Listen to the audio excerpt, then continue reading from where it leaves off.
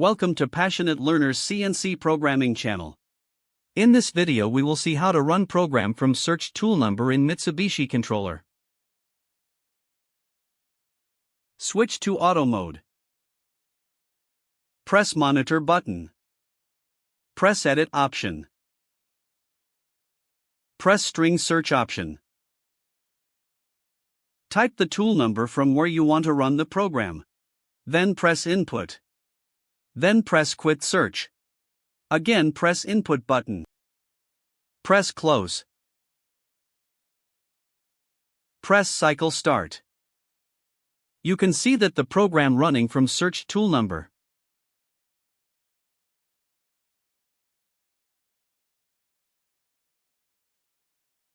Press edit option.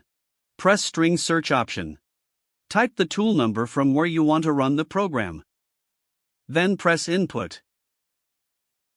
Then press quit search. Again press input button. Press close. Press cycle start. You can see that the program running from search tool number.